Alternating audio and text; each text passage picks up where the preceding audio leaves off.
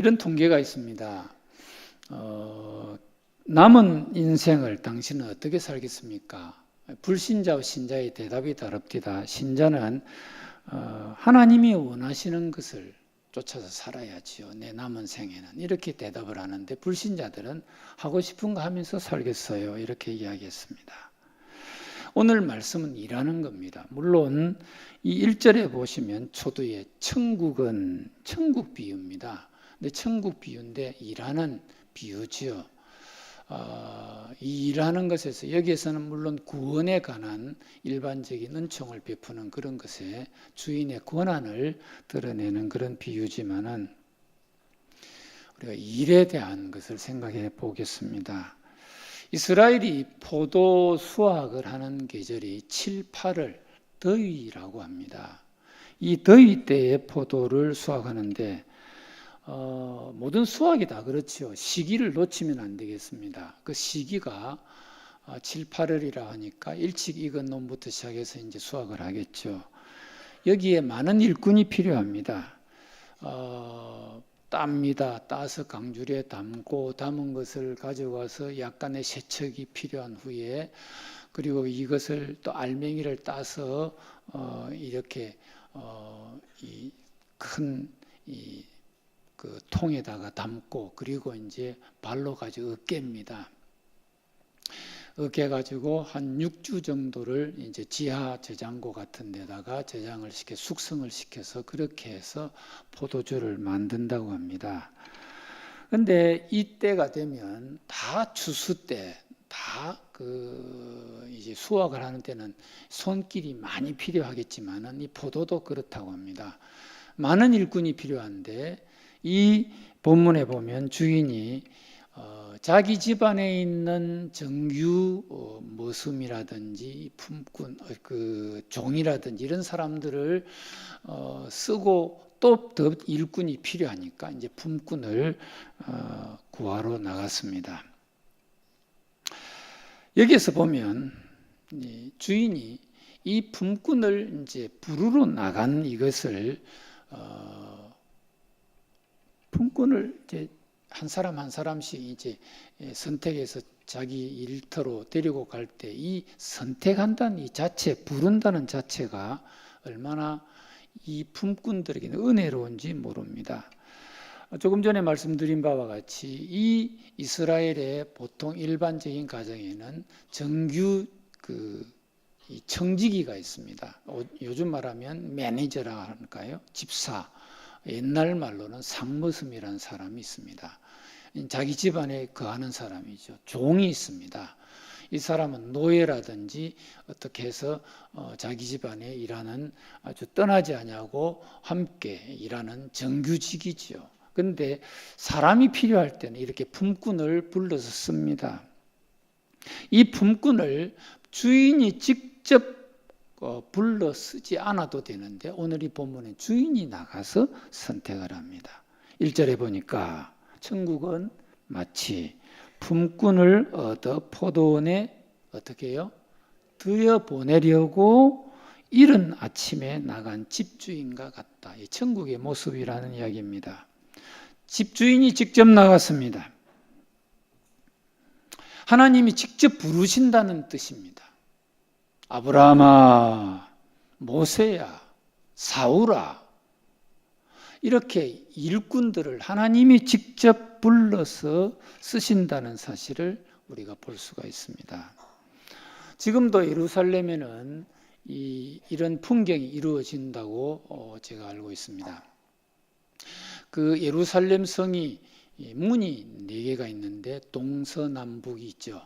근데 이 동쪽 문과 서쪽 문과 남쪽 북쪽 문들이 훼손이 되긴 했지만 그래도 오늘날 존재를 하고 있습니다. 이 문 중에서 가장 큰 문이 북쪽 문입니다. 이게 다메섹 문이라는 문인데 다마스커스 게이트라고 합니다. 이 게이트, 이 문에는 제일 큰 성문입니다. 이 성문 주위에 북쪽 지역에 아랍인들이 주로 많이 거처하고 사는데 이 문 입구에 품꾼으로 써달라는 이 사람들이, 일용직이 필요한 사람들이 와서 품꾼을 이제 선택해가지고 데리고 가는 그 장소가 있습니다. 거기에 오늘날도 사람들이 우글거리고 있습니다. 나를 품꾼으로 써주십시오.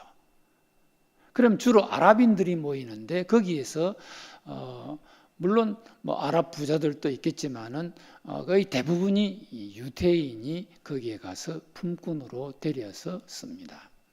근데 이제 오늘 이 본문에 보면 이렇게 선택을 하고 주인이 이 품꾼을 데리고 들어간다는 이 자체, 그 많은 일용직을 원하는 사람들 중에서 한 사람을 뽑아서 데리고 갈 때에 많은 다른 사람들 중에서 이 사람은 은혜를 입은 것이죠. 그리고 이 주인이 데리고 갈 때 약속을 했습니다. 무슨 약속입니까? 2절에 보니까 한 데나리온을 약속을 합니다. 한 데나리온. 이것은 품꾼에게 정당하게 주겠다는 것이죠. 한 번 약속은 하나님이 우리에게 베푸신 이 약속은 변치 않습니다. 그리고 또 시간이 지나서 두 번째, 세 번째 사람들을 불러들일 때도 마찬가지입니다. 3절, 4절에 보면 또 품꾼을 불러 나가서 그 사람에게 약속할 때 상당하게 주리라 그렇게 말합니다. 이 상당하게라는 말은 정당하게 주겠다는 것이죠. 그러니까 디카이오스라는 단어를 써 있습니다. 이 단어는 영어로 right, 공정하게, 아주 내가 네게 주는 것은 뭐 허투루 그냥 아주 낮추어서 주는 것이 아니라 공평하게 공정하게 주겠다는 것입니다. 세 번째, 네 번째 사람에 대해서는 말이 자세하진 않습니다. 5절에 보니까 이렇게 되어 있죠. 제6시와 제9시에 또 나가 그와 같이 하고, 이렇게 사람들을 불러서 쓰십니다. 자, 보면 아침 6시에 가서 불렀고 또 시간이 지나서 아침 6시, 9시에 나가서 불렀고 12시에 나가서 불렀고 오후 3시에 나가서 불렀고 이렇게 부릅니다. 오늘날 시간으로 말하면 아침 6시, 그리고 아침 9시, 12시, 3시 이런 식으로 부른 것이죠. 이렇게 부른 사람들에게 약속했습니다. 이 약속은 하나님이 우리에게 주신 약속과 똑같습니다. 변치 않습니다. 하나님이 우리에게 주시겠다는 구원, 우리에게 주시겠다는 은혜, 복, 약속하신 것은 반드시 이루어질 줄로 믿습니다. 히브리서 13장 8절에 그리스도는 어제나 오늘이나 영원토록 동일하시다고 했습니다. 변하지 않는다는 말씀이죠. 변한 것이 있다면 우리지 하나님은 변치 않습니다. 우리를 한 번도 실망시키신 적이 없으신 하나님 믿으십니까? 하나님이 우리를 써주십니다. 나이가 많아도 써주시고 약해도 써주시고 지식이 많아도 써주시고 없어도 써주시고 경험이 있어도 없어도 써주시는 공평하신 하나님 앞에 우리는 감격하면서 살아야겠습니다. 또 여기에 보면 은혜로 부름받은 사람들은 이제 열심히 일합니다. 오후 5시에 나가서 한 사람을 부르려고 합니다. 7절에 봅니다. 7절 이르되 우리를 품꾼으로 쓰는 이가 없습니다. 왜 이런 말 하냐? 너희는 왜 종일토록 여기서 놀고 있느냐 물었습니다. 주인이 나가서 품꾼으로 써보려고 택하려고 하는데 많은 사람들이 있었습니다. 그때에 하는 말이 우리를 품꾼으로 써주는 사람이 없어서 놀고 있죠. 이런 이야기를 했습니다. 이 시간이 지금 시간으로 말하면 11시간이 다 지났습니다. 남은 1시간밖에 없습니다. 오후 5시입니다. 요즘 일찍이 퇴근하는 곳에서는 오후 5시, 군인 같으면 벌써 5시 임무가 끝나지 않습니까? 업무가. 그런데 이 5시에 주인이 나가서 사람을 불러서 포도원에 들어가라고 말합니다. 너도 포도원에 들어가라. 하나님은 다 쓰십니다. 이게 은혜입니다. 이런 은혜를 받았기에 우리가 충성하는 것입니다. 주인은 다 쓰십니다. 잘하는 사람도 쓰고 못하는 사람도 쓰고 능력이 있어서 쓰고 없어서도 씁니다. 왜? 하나님의 사랑이기 때문에. 한 가정에 두 아들이 있었습니다. 한 아들은 공부를 너무 잘합니다. 그래서 서울대를 다닙니다. 또 한 아들이 있습니다. 몸이 아주 망가져 있습니다. 집안에 늘 있습니다. 부모가 이 아이를 거쳐내 주어야 됩니다. 누구를 더 사랑하겠습니까? 똑같이 사랑합니다. 부모들은 똑같이 사랑한다고 말합니다. 공부 잘하는 놈은 잘해서 사랑하고, 몸이 아파서 집에서 빌빌거리고 있지만 그래도 그 놈이 불쌍해서 사랑하고, 이게 하나님의 사랑입니다. 이와 같은 사랑을 우리는 받고 살아갑니다. 여러분, 주인이 이 왜 오후 5시경에 있는 이 사람을 품꾼으로 써서 포도원에 들어가라고 했을까요? 깊이 생각을 해보니까 참 여기에 주인의 그 긍휼이 드러나고 있습니다. 이 사람이 아침에 나갈 때에 아니면 저녁 때에 내가 내일 가서 열심히 일해서 맛있는 거 내가 살 수 있도록 내가 돈을 벌어가지고 올게. 그렇게 아이에게 약속할 수도 있고, 아침 일찍이 나가면서 부인에게 오늘 내가 열심히 일해서 내가 품삯을 받으면 내가 맛있는 거 사오리라. 그렇게 약속하고 그 고용시장에 나갔겠죠. 근데 자기를 불러주는 사람이 없잖아요. 써주는 사람이 없습니다. 왜 일을 시켰겠습니까? 주인은 그 품꾼 한 사람 한 사람의 처지를 생각했을 것입니다. 이 일을 왜 시켰습니까? 여러분, 왜 일을 하지요? 보람이 있습니다. 일하면. 일하시는 분들은 그 일 때문에 짜증내시지 말고 보람을 누리면서 일하십시오. 저도 알바합니다. 제가 알바하는데 우리 교회 장로님들이 여기 있습니까? 집사님, 목사님 아닙니까? 예, 그렇다고 또 아이고 우리 목사님 그 어디서 알바하는지 아십니까? 그렇지 묻지 마시고, 저는 일하는 것 자체가 좋다고 생각을 합니다. 왜 주인이 이 품꾼 5시에 나가서 품꾼을 데리고 올 때 왜 일을 시켰겠을까요? 일의 보람을 누리라고. 그리고 이 사람에게 자존심 심어주려고. 네 능력 있지 않느냐? 네게도 힘이 있지 않느냐? 그것을 조금이라도 쓸 수 있는 기회를 주시는 것입니다. 자존심 씌워주는 거죠. 그러면 일하면서 또 품삯도 줄 수 있고, 그냥 줄 수 있습니다. 자, 모이세요. 다 모이세요.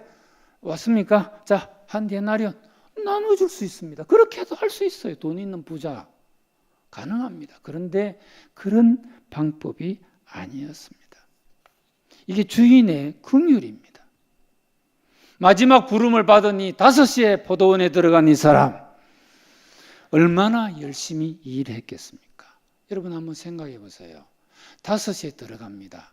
적어도 작업복으로 갈아입는데 5분, 빨리 하면 한 5분, 장갑 끼고 일을 어떻게 해야 되는지 설명 듣는데 한 5분에 10분, 그럼 10분이나 15분 넘어갑니다.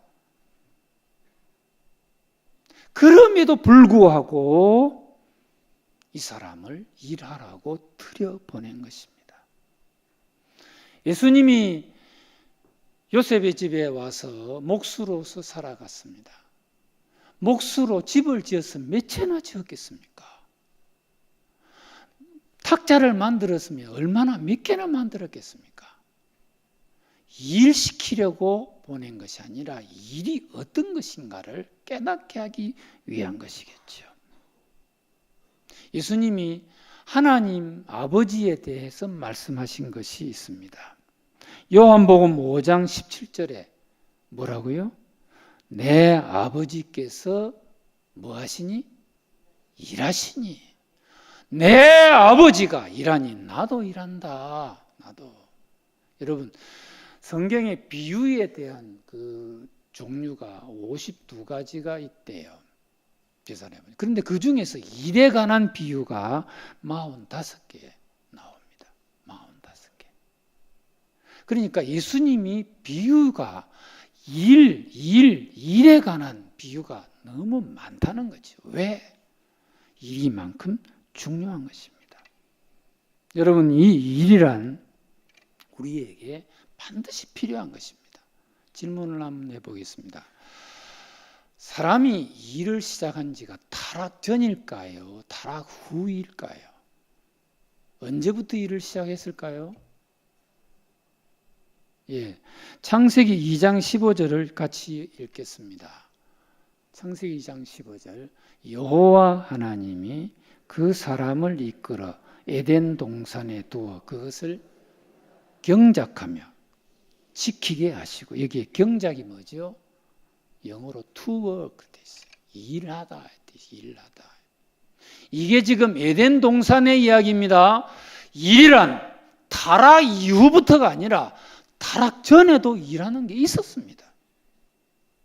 그래서 우리에게는 일이 교회일 뿐만 아니라 우리가 살아가는 세상의 일이 얼마나 중요한지 모릅니다. 물론 오늘 설교의 포인트는 교회 안의 일을 주로 제가 말씀을 드리지만은 일하는 것이 우리 인생입니다. 자, 예수를 믿으면 두 가지의 짐이 있다고 저는 생각을 합니다. 두 가지 짐입니다. 우선 성경을 한번 보겠습니다. 마태복음 11장 28절. 같이 봅시다. 수고하고 무거운 짐진 자들아 다 내게로 오라. 내가 너희를 쉬게 하리라. 이 짐이 하나 있죠. 무슨 짐일까요? 예, 죄짐이죠. 죄짐. 뭐 빚, 남에게 무슨 뭐 갚아야 될 뭐 그런 짐이 아니라 우선 이 짐은 인생에서 가장 무게를 느끼는, 그리고 이 짐이 가장 무거운 죄짐입니다. 예수 믿으면 이 짐 다 어떻게 되죠? 날아갑니다. 예수 믿는 순간에 이 죄의 짐이 사라집니다. 믿으시면 아멘 합시다. 그런데 예수를 믿으면 또 하나의 짐이 있습니다. 29절 같이 보겠습니다. 나는 마음이 온유하고 겸손하니 나의 멍에를 메고 내게 배우라. 예수를 믿으면 또 하나 뭐가 생겨요? 짐이 있잖아요. 멍에가 짐 아닙니까? 이 짐. 예수를 믿으면서 두 가지의 짐, 하나는 떨어져 나가고 하나는 내가 짊어져야 할 짐입니다. 여러분, 이 짐 지고 있습니까? 이 짐을 지고 계시나요? 있어야 합니다. 예수 믿으면 믿는 그 순간에 제 짐이 떨어져 나가서 기쁩니다. 그러나 또 하나의 기쁨이 있습니다. 이 짐을 지는 기쁨이 있습니다. 이것은 신령한 기쁨입니다. 여러분, 누구를 사랑해서 결혼을 하셨습니까? 사랑하기 때문에 기쁨이 있습니다. 그런데 그 사랑하는 사람을 위해서 수고할 때 그 또한 기쁨이 있습니다. 경험하셨어요? 별로 없는가 보네요. 희생하면서 기쁨이 있습니다. 예수 믿고서 반드시 우리는 짐들을 다 져야 합니다. 저는 어릴 적에 시골에서 자란 시골 촌놈입니다. 농사꾼의 아들로 태어났습니다. 제가 6학년 때까지 이제 시골에서 지게를 져보기도 하고 산에 가서 나무도 하고 그랬습니다. 그런데 지게에 나무짐을 가득 지거나 무슨 짐을 지고 또랑 냇가를 건널 때가 있는데 이 냇가에 비가 와서 냇물이 세게 내려갈 때가 있습니다. 그런데 제가 참 어릴 적에 이걸 깨달은 게 있는데요. 비가 와서 냇물이 세차게 내려갈 때 그냥 가면 다리가 초등학교 학생이니까 그 세게 내려가는 냇물에 발이 쑥 밀립니다. 그런데요, 지게를 짊어지고 짐을 가득 지고 냇물을 지나갈 때는 훨씬 수월하게 그 냇물을 지나갈 수 있었습니다. 교회 생활을 하면서 왜 성도들이 교회를 쉽게 떠나가는지 아세요? 짐이 없어서 그렇습니다. 봉사를 하지 않아서 그렇습니다. 교회를 쉽게 옮기는 사람은 일이 없으니까 떠나가는 거예요. 여러분, 교회 봉사를 안 하면 세 가지가 없습니다. 첫째, 기쁨이 없습니다. 일하는 즐거움이 없어요. 일하는 즐거움이 없습니다. 봉사하십시오. 거기에서 누리는 기쁨이 있습니다. 또 뭐가 없는지 아세요? 아는 사람이 많지 않아요. 친구가 없어요. 봉사 안 하니까 제가 등록한 지 3년, 만 3년 그리고 2달 됐습니다. 제가 여기 왔을 때 친구 김월덕 장로를 만났습니다만은 예배 시간이 제가 3부도 드리고 2부도 드릴 때가 있어요. 보니까 자주 만날 수가 없습니다. 제 사돈이 있습니다만 자주 못 만납니다. 예배를 여기서 고정적인 자리도 아니고요. 어떤 때는 늦게 와가지고 자리가 없어서 이쪽하고 저쪽 앉고 막 이렇게 하다 보니까 아는 사람이 없잖아요. 아는 사람 없습니다.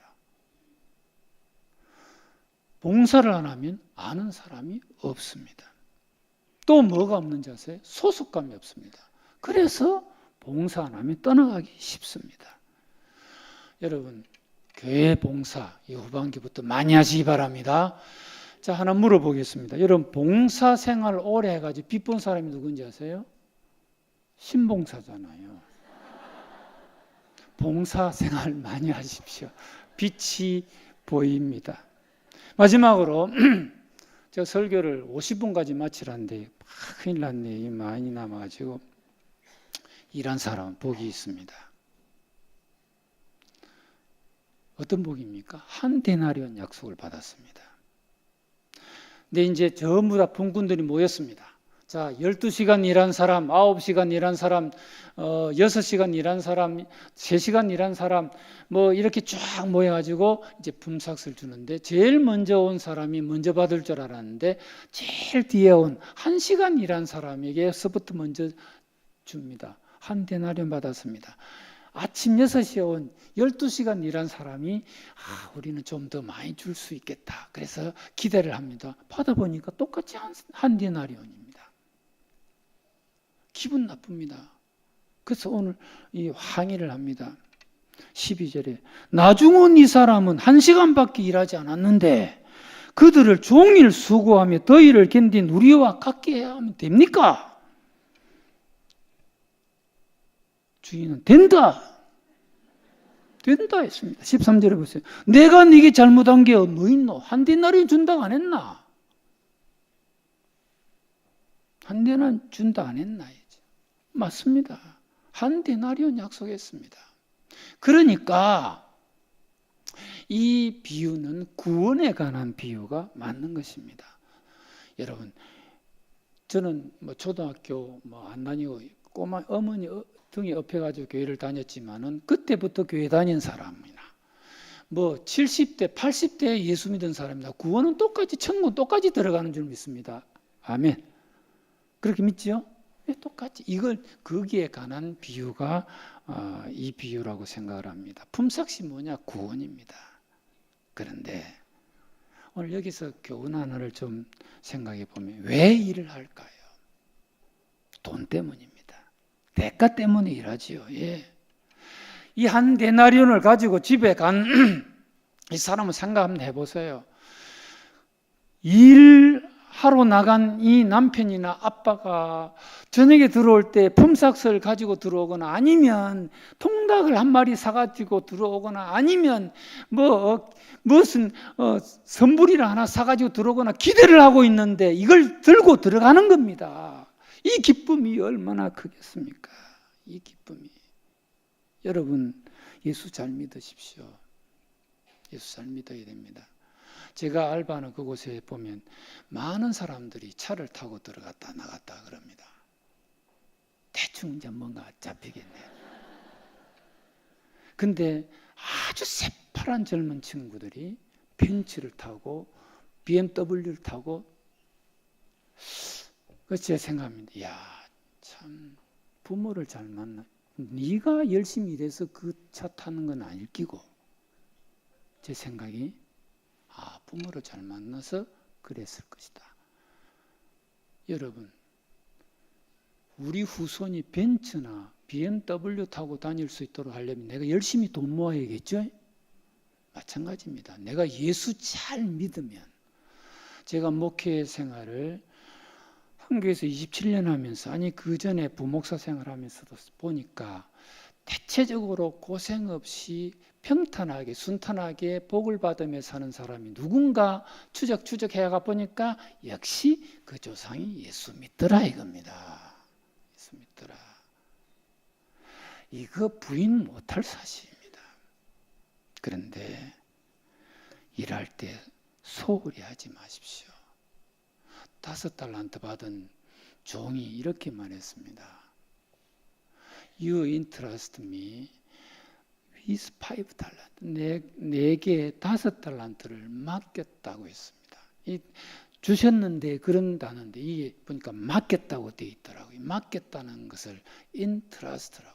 이 in이라는 이 n을 빼버리면 trust란 말이에요. trust가 뭡니까? 신뢰라는 말이에요. 주인이 나를 믿고 맡겼는데 어찌 소홀히 하겠느냐는 겁니다. 여러분, 주의 일 소홀히 하지 마십시오. 소홀히 하지 마십시오. 믿고 맡긴 겁니다. 기도 당번도 믿고 맡긴 것이고, 집사도 믿고 맡긴 것, 찬양대도 모든 일 믿고 하나님 우리에게 주신 것이, 맡겨주신 것이에요. 근데 어떻게 소홀히 하겠습니까? 소홀히 못합니다. 아무리 설교를 빨리 마치라 해도 이거는 말하고 끝내야겠습니다. 여러분, 힘들어도 이래야 됩니다. 기드온이 말이에요. 기드온이